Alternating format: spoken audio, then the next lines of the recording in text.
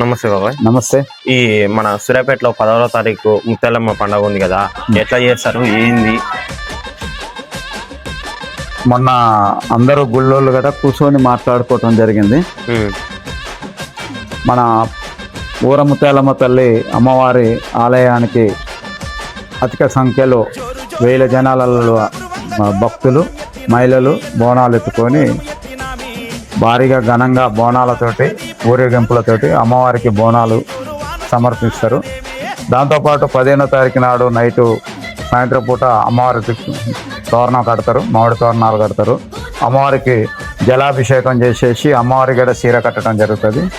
దాంతోపాటు అందరి గట ఉదయం నుంచి చీరలు కానీ కోళ్ళు కానీ ఇంకా ఎవరైనా ముందు పెట్టుకునే బోనాలు పెట్టుకునే వాళ్ళు కానీ బోనాలు పెట్టుకోవటం కానీ చీరలు పెట్టుకోవటం కానీ కోలం కొట్టుకోవటం కానీ కొబ్బరికాయలు కొట్టుకోవటం కానీ ప్రతిది గట ఈ 3 గుళ్ళల్లో రంగరంగ వైభవంగా అమ్మవారికి పూజలు ఘనంగా చేస్తారు. అమ్మవారి గట చాలా అద్భుతంగా కోలం కోసుకొని ఎవరు మొక్కులు అలా ఉన్నా కానీ ఆ మొక్కులు తీర్చుకొని పోతారు.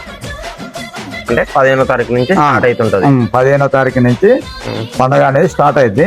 16వ తారీఖు నాడు బోనాలు అనేది మహిళలు అధిక సంఖ్యలో వచ్చేసి అమ్మవారికి బోనాలు సమర్పిస్తారు.